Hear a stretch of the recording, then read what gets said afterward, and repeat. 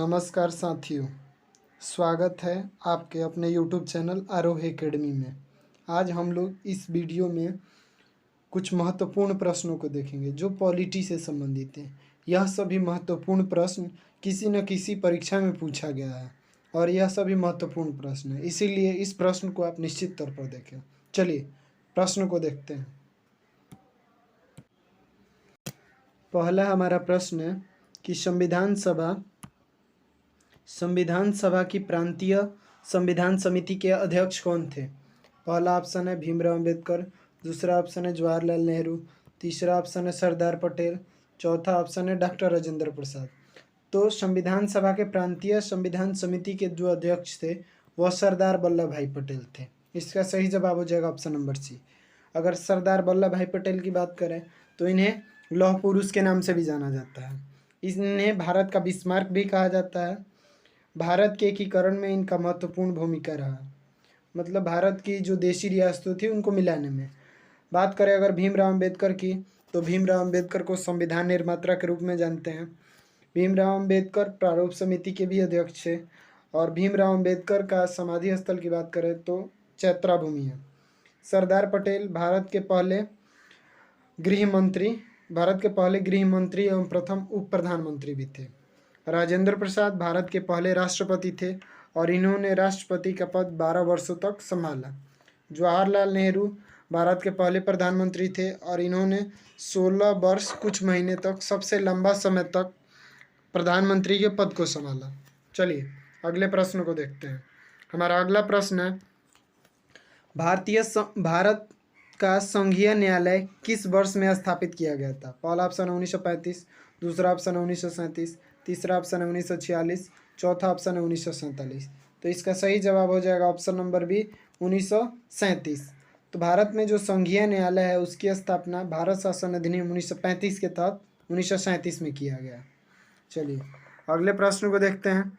हमारा अगला प्रश्न है तीसरा नंबर, क्यों 1935 का गवर्नमेंट ऑफ इंडिया एक्ट क्यों महत्वपूर्ण है। पहला ऑप्शन है यह भारत का संविधान का मुख्य स्रोत है, इसके द्वारा भारत को स्वतंत्रता मिली। अगला ऑप्शन है इसमें भारत विभाजन उल्लेखित है। ऑप्शन नंबर इसमें डी है, इसके द्वारा रियासतें मिली, समाप्त हुई।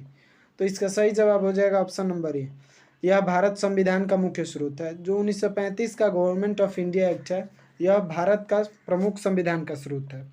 अगर भारत के संविधान के स्रोत की बात करें तो उसमें सबसे ज़्यादा जो लिया गया है वो भारत शासन अधिनियम 1935 से लिया गया है। इसकी बहुत सारी महत्वपूर्ण विशेषताएं हैं। पहले आपका बोले तो आपका संघीय न्यायालय की स्थापना, दूसरा की बात करें प्रांतीय स्वायत्तता, 1935 के एक्ट के द्वारा ही आरबीआई की स्थापना की गई। चलिए अब अगले प्रश्न को देखते हैं। हमारा अगला प्रश्न है भारतीय राजनीतिक व्यवस्था में इनमें से कौन सर्वोच्च है। पहला ऑप्शन है सर्वोच्च न्यायालय, दूसरा ऑप्शन है संविधान, तीसरा ऑप्शन है धर्म, चौथा ऑप्शन है संसद। तो इसका सही जवाब हो जाएगा ऑप्शन नंबर बी संसद। तो भारत की जो राजनीतिक व्यवस्था है उसमें सर्वोच्च जो है संविधान है। संविधान की बात करें तो भारत के संविधान को बनने में 2 वर्ष 11 माह और 18 दिन लगे थे और संविधान सभा में जो प्रारूप समिति के अध्यक्ष थे वो आपका भीमराव अंबेडकर थे। प्रारूप समिति में टोटल 7 सदस्य थे। भारत के संविधान का निर्माण संविधान सभा के द्वारा किया गया। संविधान सभा जो थी उसका गठन संविधान सभा का जो गठन कैबिनेट मिशन योजना के तहत हुआ। अगर संसद को देखेंगे तो संसद का वर्णन आर्टिकल 79 में है। सर्वोच्च न्यायालय का देखें तो सर्वोच्च न्यायालय का वर्णन आर्टिकल 124 में है, जबकि आर्टिकल 25 कहता है किसी भी धर्म को आप मान सकते हैं, इसमें आपकी स्वतंत्रता है। चलिए अगले प्रश्न को देखते हैं। अगला हमारा प्रश्न है कि शिक्षा को समवर्ती सूची में किस संविधान संशोधन द्वारा जोड़ा गया। पहला ऑप्शन है 42वें, दूसरा ऑप्शन है 44वें, तीसरा ऑप्शन है 69 में और चौथा ऑप्शन है आपका 73वें। तो इसका सही जवाब हो जाएगा ऑप्शन नंबर ए 42वें। तो शिक्षा को समवर्ती सूची में 42वें संविधान संशोधन 1976 में जोड़ा गया। यह पहले राज्य सूची का विषय था, इसे बाद में समवर्ती सूची में डाल दिया गया। 42वें संविधान संशोधन। अगर 42वें संविधान संशोधन 1976 की बात करें तो इसे मिनी कॉन्स्टिट्यूशन यानी लघु संविधान का भी दर्जा दिया गया। 42वें संविधान संशोधन 1976 के द्वारा ही भारतीय संविधान में मौलिक कर्तव्यों को जोड़ा गया। उस समय मौलिक कर्तव्यों की संख्या 10 थी और यह सरदार स्वर्ण सिंह समिति की सिफारिश पर जोड़ा गया। 44वें संविधान संशोधन की बात करें तो 44वें संविधान संशोधन 1978 में हुआ। इसके द्वारा संपत्ति के अधिकार को मौलिक अधिकार से हटाकर कानूनी अधिकार बना दिया गया। जबकि 69वें संविधान संशोधन 1991 के द्वारा दिल्ली को राष्ट्रीय राजधानी क्षेत्र का दर्जा दिया गया और 73वें संविधान संशोधन 1993 को के द्वारा पंचायती राज को संवैधानिक दर्जा दिया गया, जिसके तहत अनुसूची 11 जोड़ा गया। चलिए अगले प्रश्न को देख लेते हैं। हमारा अगला प्रश्न है 6 नंबर, कौन सा विषय भारतीय संविधान की संघ सूची में नहीं है? पहला ऑप्शन है रक्षा, तो रक्षा संघ सूची का विषय। रेलवे भी संघ सूची का विषय है, लेकिन कृषि की बात करें तो कृषि संघ सूची का विषय नहीं है। कृषि जो है वो राज्य सूची का विषय है। वैदेशिक मामला ये भी संघ सूची का विषय है। कृषि राज्य सूची का विषय है। सिंचाई भी राज्य सूची का विषय है। आपका लोक स्वास्थ्य की बात करें तो वो भी राज्य सूची का विषय है। लेकिन ये रक्षा, रेलवे और वैदेशिक मामले को देखेंगे तो यह आपका संघ सूची का विषय है, यानी इस पर कानून बनाने का अधिकार केंद्र को है। कृषि जो है वो राज्य सूची का विषय है। आर्टिकल 249 देखेंगे तो आर्टिकल 249 में कहा गया है कि राज्यसभा अगर चाहे तो अपने कुल उपस्थित और मतदान करने वाले सदस्यों का 2/3 बहुमत से अगर कोई प्रस्ताव पारित करती है तो संसद राज्य सूची के विषयों पर कानून बना सकती है। चलिए अगले प्रश्न को देखते हैं। हमारा 7वां नंबर प्रश्न है। 7वां नंबर प्रश्न है, निम्नलिखित में कौन भारत को धर्मनिरपेक्ष राज्य वर्णित करता है? पहला ऑप्शन ए मौलिक अधिकार, दूसरा ऑप्शन बी प्रस्तावना, तीसरा ऑप्शन 9वीं अनुसूची, चौथा ऑप्शन राज्य के नीति निर्देशक तत्व। तो भारत को धर्मनिरपेक्ष का वर्णन करता है आपका प्रस्तावना करता है। प्रस्तावना में केवल और केवल एक बार संशोधन हुआ है, वो भी 42वें संविधान संशोधन 1976 के द्वारा हुआ है। इसी के तहत प्रस्तावना में 3 शब्द जोड़ा गया। वह 3 शब्द था धर्मनिरपेक्षता था, अखंडता था और समाजवाद था। अगर मौलिक अधिकार की बात करेंगे तो मौलिक अधिकार का वर्णन भारतीय संविधान के भाग 3 में है और इसे मैग्ना कार्टा भी कहा जाता है। भाग 3 को मौलिक अधिकार यह यूएसए के संविधान से लिया गया। 9वीं अनुसूची में बात करें तो 9वीं अनुसूची को पहले संविधान संशोधन 1951 के द्वारा जोड़ा गया था। 1951 के द्वारा जोड़ा गया था। इसमें संपत्ति के अधिग्रहण के विधि का उल्लेख है। और बात करें राज्य के नीति निर्देशक तत्व की तो राज्य के नीति निर्देशक तत्व का वर्णन भाग 4 में है और यह आयरलैंड के संविधान से लिया गया है। प्रस्तावना है ये अमेरिका के संविधान से लिया गया है। चलिए अगले प्रश्न को देखते हैं। हमारा अगला प्रश्न है 8 नंबर, निम्नलिखित में कौन सा राज्य का सबसे महत्वपूर्ण तत्व है? मतलब राज्य का सबसे महत्वपूर्ण तत्व क्या है? पहला ऑप्शन है ए ध्वज, दूसरा ऑप्शन है बी राजधानी, तीसरा ऑप्शन सी संप्रभुता, चौथा ऑप्शन डी शासनाध्यक्ष। तो इसका सही जवाब हो जाएगा ऑप्शन नंबर सी संप्रभुता। तो किसी भी राज्य का सबसे महत्वपूर्ण तत्व की बात करें तो वो है संप्रभुता। संप्रभुता का आशय हुआ कि कोई भी राज्य अपने आंतरिक और बाह्य मामलों लेने के लिए स्वतंत्र है। चलिए अगले प्रश्न की तरफ बढ़ते हैं। हमारा अगला प्रश्न है, भाषाई आधार पर राज्यों का पुनर्गठन कब किया गया? पहला ऑप्शन है 1956, दूसरा ऑप्शन है 1960, तीसरा ऑप्शन है 1962, चौथा ऑप्शन है 1978। तो इसका सही जवाब हो जाएगा ऑप्शन नंबर ए 1956। तो भाषाई आधार पर राज्यों का पुनर्गठन 1956 के तहत हुआ। तो बात करें अगर भाषाई आधार पर राज्यों का पुनर्गठन की तो राज्यों के पुनर्गठन के लिए 1953 में फजल अली आयोग बनाया गया था, जिसने अपना रिपोर्ट 1956 में प्रस्तुत किया। उस समय भारत में 14 राज्य और 6 केंद्र शासित प्रदेश थे।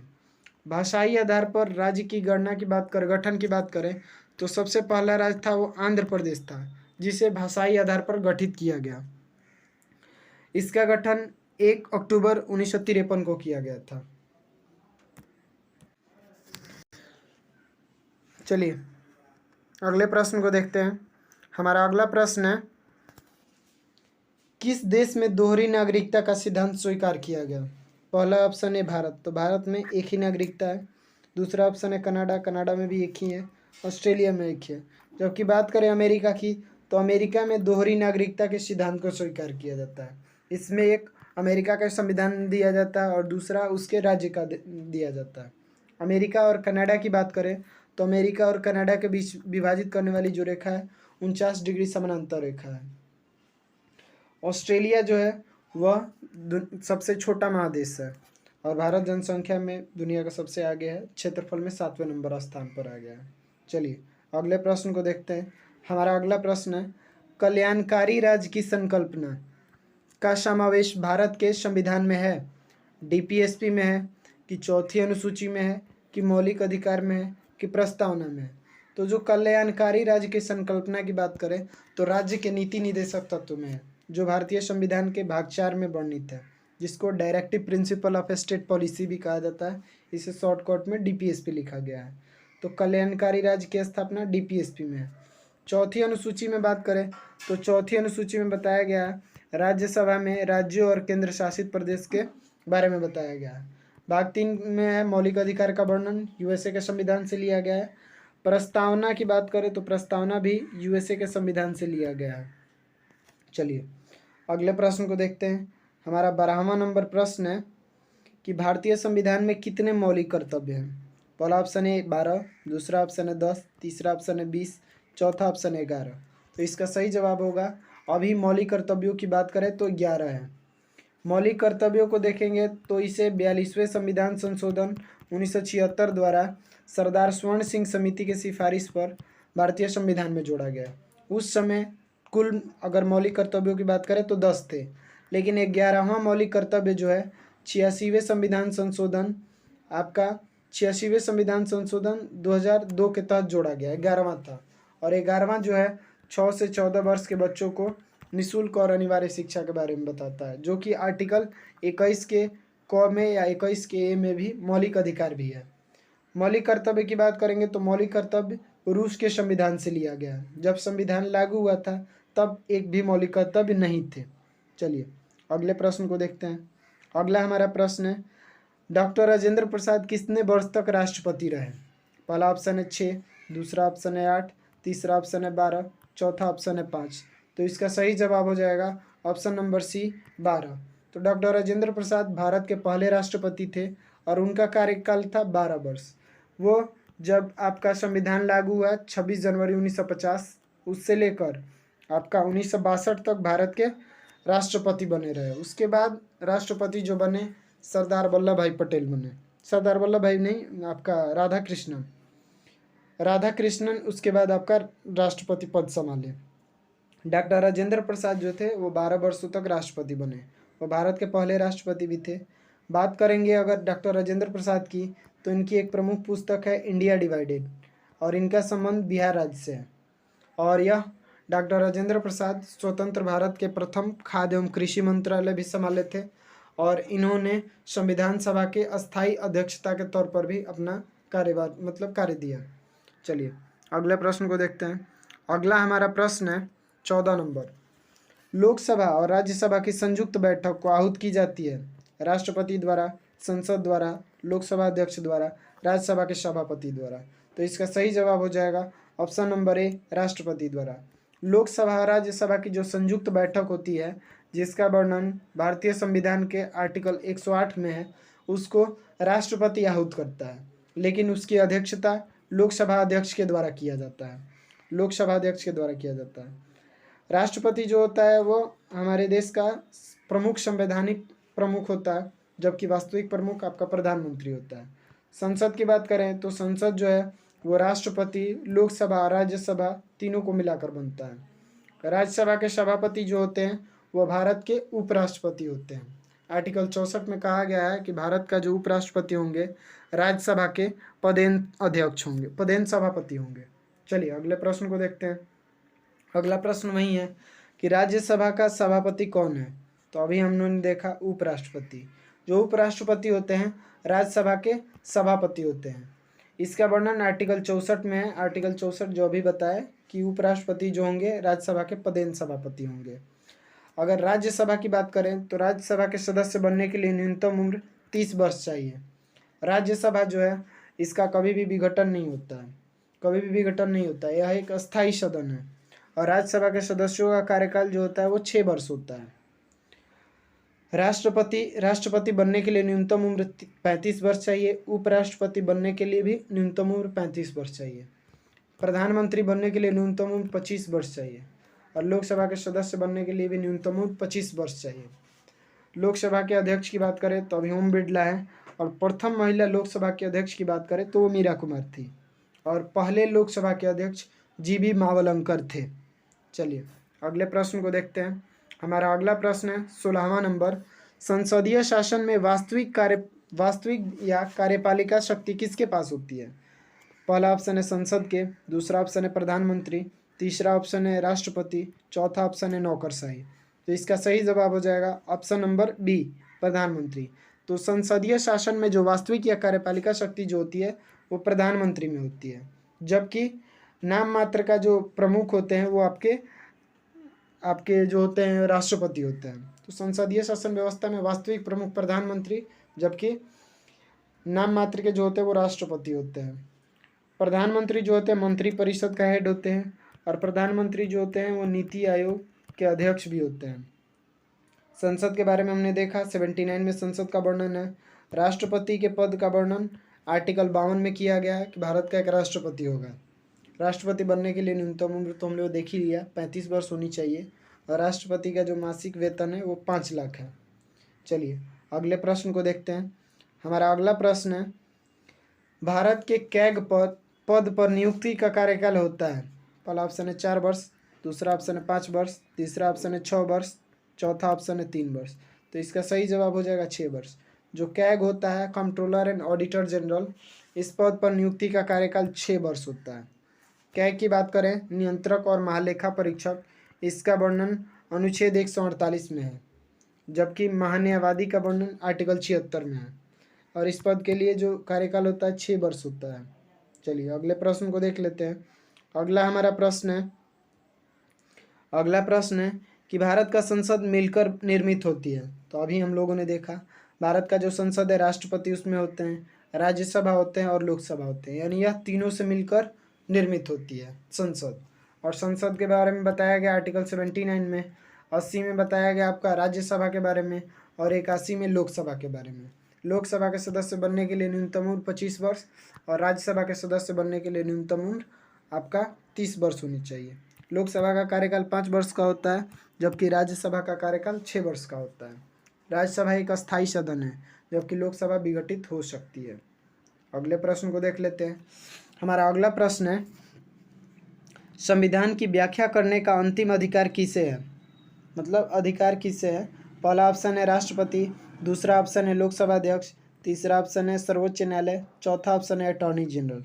तो इसका सही जवाब हो जाएगा ऑप्शन नंबर सी, सर्वोच्च न्यायालय। तो संविधान की व्याख्या करने का अंतिम अधिकार की बात करें तो वो है आपका सर्वोच्च न्यायालय के बारे में।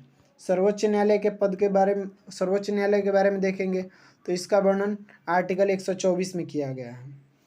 124 में सर्वोच्च न्यायालय से संबंधित अनुच्छेद है। वहीं अगर लोकसभा अध्यक्ष की बात करें तो लोकसभा का अध्यक्ष और उपाध्यक्ष को देखेंगे तो इसका वर्णन आपका 93 में आता है, जबकि आर्टिकल 89 में है राज्यसभा के सभापति और उपसभापति के बारे में बताया गया है। चलिए अगले प्रश्न को देखते हैं। हमारा अगला प्रश्न है 20वां नंबर, राज्यपाल किसके प्रति उत्तरदायी होता है? प्रधानमंत्री के, कि राष्ट्रपति के, कि विधानसभा के, कि मुख्यमंत्री के? तो इसका सही जवाब हो जाएगा ऑप्शन नंबर बी, राष्ट्रपति के। तो राज्यपाल जो होते हैं वो आपका राष्ट्रपति के प्रति उत्तरदायी होते हैं, कि राज्यपाल की नियुक्ति राष्ट्रपति के द्वारा ही किया जाता है। प्रधानमंत्री की बात करें तो प्रधानमंत्री मंत्री परिषद के प्रमुख होते हैं, और वास्तविक कार्यपालिका शक्ति प्रधानमंत्री में ही होती है। विधानसभा की बात करें तो विधानसभा सभी राज्यों में है, लेकिन विधान परिषद सभी राज्यों में नहीं है। मुख्यमंत्री बनने के लिए न्यूनतम उम्र जो होता है वो 25 वर्ष होता है। चलिए अगले प्रश्न को देखते हैं। हमारा अगला प्रश्न है, विधान परिषद किसी साधारण विधेयक को किस अवधि तक रोक सकता है? विधान परिषद पूछा जा रहा है कि किसी साधारण विधेयक को किस अवधि तक रोक सकता है? 3 महीने तक रोक सकता है, कि 6 महीने तक रोक सकता है, कि 4 महीने तक रोक सकता है, कि 14 दिन तक रोक सकता है? तो इसका सही जवाब हो जाएगा ऑप्शन नंबर सी, 4 माह। जो विधान परिषद है साधारण विधेयक को 4 माह तक रोक सकता है। अगर विधान परिषद की बात करें तो विधान परिषद के गठन और समाप्ति के वर्णन आर्टिकल 169 में किया गया है, जिसके तहत कोई भी राज्य अगर चाहता है तो विधान परिषद का स्थापना या उसका विघटन कर सकता है, उसको समाप्त कर सकता है, विघटित नहीं कर सकता है, क्योंकि विधान परिषद एक अस्थायी सदन है। इसे समाप्त किया जा सकता है लेकिन विघटित नहीं किया जा सकता है। विधान परिषद के सदस्य बनने के लिए न्यूनतम उम्र भी 30 साल चाहिए और इसके सदस्यों का कार्यकाल भी 6 वर्ष होता है। 6 वर्ष होता है। चलिए अगले प्रश्न को देख लेते हैं। और सभी राज्यों में, देखने से पहले, सभी राज्यों में विधान परिषद नहीं है, केवल 6 ही राज्य है जिसमें से विधान परिषद है। जैसे आपका यूपी हो गया, बिहार हो गया, महाराष्ट्र हो गया, कर्नाटका हो गया, आंध्र प्रदेश हो गया और तेलंगाना। ये 6 ही राज्य है जिसमें आपका विधान परिषद है, बाकी सब में नहीं है। जिसमें सबसे ज़्यादा सीट विधान परिषद की आपका यूपी में है। अगले प्रश्न को देखते हैं। अगला प्रश्न है, राज्य विधान परिषद का प्रावधान किस अनुच्छेद में है? ऑप्शन ए है आर्टिकल 171, ऑप्शन बी है आर्टिकल 172, ऑप्शन सी है आर्टिकल 170, ऑप्शन डी है आर्टिकल 173। तो इसका सही जवाब हो जाएगा ऑप्शन ए आर्टिकल 171। तो राज्य जो विधान परिषद है इसका प्रावधान आर्टिकल 171 में किया गया है, जबकि आर्टिकल 169 में बताया गया है कि विधान परिषद की मतलब स्थापना और उसकी समाप्ति के बारे में। चलिए नेक्स्ट क्वेश्चन को देखते हैं। नेक्स्ट हमारा प्रश्न है, उच्च न्यायालय के न्यायमूर्ति की सेवानिवृत्ति की आयु है? ऑप्शन ए 65 वर्ष, ऑप्शन बी 60 वर्ष, ऑप्शन सी 62 वर्ष, ऑप्शन डी 70 वर्ष। तो इसका सही जवाब हो जाएगा ऑप्शन नंबर सी 62 वर्ष। तो उच्च न्यायालय के न्यायमूर्ति की सेवानिवृत्ति की आयु जो होती है वो 62 वर्ष होती है, जबकि सुप्रीम कोर्ट के जो न्यायमूर्ति होते हैं उनकी सेवानिवृत्ति की आयु जो होती है वो 65 वर्ष होती है। जबकि उच्च न्यायालय और उच्चतम न्यायालय के न्यायाधीश बनने की न्यूनतम आयु की सीमा का वर्णन कहीं भी नहीं है। उच्च न्यायालय को देखेंगे तो अभी उच्च न्यायालय टोटल 25 है, 25 है भारत में अभी उच्च न्यायालय। पटना उच्च न्यायालय का गठन की बात करें तो 1916 में हुआ था। उच्च न्यायालय का वर्णन आर्टिकल 214 में किया गया है। चलिए, और आर्टिकल बात करें अगर 226 की, तो आर्टिकल 226 का प्रयोग कर उच्च न्यायालय रिट जारी करता है अगर किसी के मौलिक अधिकारों का उल्लंघन होता है तो। और आर्टिकल 32 का उपयोग कर सुप्रीम कोर्ट रिट जारी करता है अगर किसी व्यक्ति के मौलिक अधिकारों का उल्लंघन होता है तो। अगले प्रश्न को देखते हैं। हमारा अगला प्रश्न है कि किसी राज्य विधानसभा की अवधि बढ़ाई जा सकती है? किसी राज्य विधानसभा की अवधि बढ़ाई जा सकती है राष्ट्रपति के द्वारा, कि संसद के द्वारा, कि राज्यपाल के द्वारा, कि राज्य विधानमंडल के द्वारा? तो इसका सही जवाब हो जाएगा ऑप्शन नंबर बी संसद द्वारा। तो किसी भी राज्य का जो विधानसभा की अवधि है वो संसद के द्वारा बढ़ाई जा सकती है, न कि राष्ट्रपति, राज्यपाल और विधानमंडल के द्वारा बढ़ाई जा सकती है। चलिए अगले प्रश्न को देखते हैं। हमारा अगला प्रश्न है, नीति आयोग की स्थापना कब हुई? पहला ऑप्शन है 15 मार्च 1950। तो 15 मार्च 1950 को आपका योजना आयोग का स्थापना किया गया, जबकि नीति आयोग की स्थापना 1 जनवरी 2015 को की गई नरेंद्र मोदी के द्वारा। 26 जनवरी 1914 इस दिन तो नहीं होगा, ये भी नहीं होगा। तो इसका सही जवाब हो जाएगा ऑप्शन नंबर बी 1 जनवरी 2015 को नीति आयोग का स्थापना किया गया योजना आयोग के स्थान पर। और योजना आयोग का गठन 15 मार्च 1950 को किया गया और इसके पहले जो हेड थे, अध्यक्ष थे, वो आपके पहले प्रधानमंत्री जवाहरलाल नेहरू थे। योजना आयोग जो है उसी को 2015 में नीति आयोग नाम रख दिया गया योजना आयोग की समाप्ति के बाद। और इसके जो प्रमुख होते हैं, इसके प्रमुख भी प्रधानमंत्री ही होते हैं। नीति आयोग जो है गैर संवैधानिक निकाय है। चलिए अगले प्रश्न को देखते हैं। हमारा अगला प्रश्न है, भारत में जो मानवाधिकार संरक्षण अधिनियम है वो कब लागू हुआ है? पहला ऑप्शन है 1990, दूसरा ऑप्शन है 1991, तीसरा ऑप्शन है 1992, चौथा ऑप्शन है 1993। तो इसका सही जवाब हो जाएगा ऑप्शन नंबर डी 1993। तो भारत में मानवाधिकार संरक्षण अधिनियम 1993 में लागू हुआ। बात करेंगे अगर यूएनओ के महासभा की, तो यूएनओ के महासभा के द्वारा 10 दिसंबर को आपका मानवाधिकारों की घोषणा हुई। इसी कारण 10 दिसंबर को विश्व मानवाधिकार दिवस मनाया जा। चलिए अगले प्रश्न को देखते हैं। अगला हमारा प्रश्न है कि भारत में मत देने का अधिकार है? पहला है मौलिक अधिकार, दूसरा है संवैधानिक अधिकार, तीसरा है प्राकृतिक अधिकार, चौथा है वैधानिक अधिकार। तो भारत में मत देने का जो अधिकार है वह एक कानूनी अधिकार है, यानी वैधानिक अधिकार है। यह एक मौलिक अधिकार नहीं है, जबकि वैधानिक अधिकार है। बात करें अगर कि वयस्क मताधिकार का वर्णन, तो भारतीय संविधान के आर्टिकल 326 में वयस्क मताधिकार का वर्णन है। जिसमें 18 साल से ऊपर वर्ग के मतलब कोई भी व्यक्ति वोट दे सकता है और अपने प्रतिनिधि को भेज सकता है। चलिए अगले प्रश्न को देखते हैं। अगला हमारा प्रश्न है, अनुच्छेद 21 के क डैश संविधान संशोधन द्वारा जोड़ा गया। तो इसको हम लोगों ने अभी देखा था। 21 का जो ये है, इसमें ऑप्शन ही गलत लिखा गया है, इसका एक ऑप्शन होना चाहिए 86वां। तो अनुच्छेद 21 का क जो है वो 86वें संविधान संशोधन 2002 के द्वारा जोड़ा गया। यह इसमें वर्णन है 6 से 14 वर्ष के बच्चों को निःशुल्क और अनिवार्य शिक्षा का, और यह आपका 11वां नंबर का मौलिक कर्तव्य भी है, और इसे आपका मौलिक अधिकार में भी शामिल किया गया 86वें संविधान संशोधन 2002 के तहत। बात करेंगे अगर 73वें संविधान संशोधन, तो 73वें संविधान संशोधन 1993 में हुआ था। यह पंचायती राज व्यवस्था से संबंधित है, जिसका वर्णन आपके अनुसूची 11 में है। 97वां संविधान संशोधन 2011 में हुआ था, जिसके तहत सहकारी समिति का गठन किया गया, और 86वें तो देख ही लिए। 92वां संविधान संशोधन जो हुआ था, इसी के तहत आपका जो 8वीं अनुसूची में है उसमें 4 भाषाएं जोड़ी गई, वो थी बोडो, डोगरी, मैथिली और संथाली। चलिए अगले प्रश्न को देखते हैं। हमारा अगला प्रश्न है, पंचायती राज विषय है। पहला है समवर्ती सूची का, दूसरा है संघ सूची का, तीसरा है राज्य सूची का, चौथा है अपशिष्ट सूची का। तो जो पंचायती राज व्यवस्था है आपका राज्य सूची का विषय है। कृषि की बात करें, सिंचाई की बात करें, लोक स्वास्थ्य की बात करें, तो ये सभी राज्य सूची के विषय हैं। जबकि शिक्षा की बात करें, बात करें जनसंख्या नियंत्रण की, तो ये समवर्ती सूची का विषय है। विवाह भी समवर्ती सूची का विषय है। जबकि रेलवे हो गया, आपका रेलवे हो गया, संचार व्यवस्था हो गया, ये सब संघ सूची का विषय है। अगले प्रश्न को देखते हैं। हमारा सेकंड लास्ट प्रश्न है कि कौन सा देश संयुक्त राष्ट्र की सुरक्षा परिषद में अस्थायी सदस्य नहीं है। तो बात करें अगर संयुक्त राष्ट्र यानी यूएनओ की, तो यूएनओ का मुख्यालय जो है न्यूयॉर्क में है। इसमें 5 देश अस्थायी सदस्य हैं, जिसमें से है एक फ्रांस, दूसरा है चीन, तीसरा है ग्रेट ब्रिटेन, चौथा है आपका यूएसए और 5वां है आपका रूस।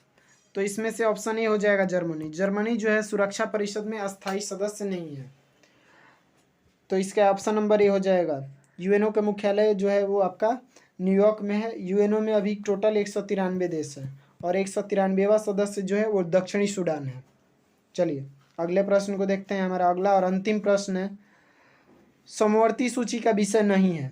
पहला ऑप्शन है परिवार नियोजन, तो परिवार नियोजन यह समवर्ती सूची का विषय है। दूसरा ऑप्शन है कारखाना, तो कारखाना भी आपका समवर्ती सूची का विषय है। लोक स्वास्थ्य की बात करेंगे तो लोक स्वास्थ्य आपका राज्य सूची का विषय है। समाचार पत्र भी आपका समवर्ती सूची का विषय आ जाएगा। तो इसका ऑप्शन नंबर सी हो जाएगा, लोक स्वास्थ्य जो है आपका समवर्ती सूची का विषय है। वीडियो को अंत तक देखने के लिए धन्यवाद। अगर वीडियो अच्छा लगा होगा तो लाइक कीजिएगा, अपने दोस्तों के साथ इस वीडियो को शेयर कीजिएगा, तथा चैनल पर नए होंगे तो चैनल को सब्सक्राइब कीजिएगा। जय हिंद।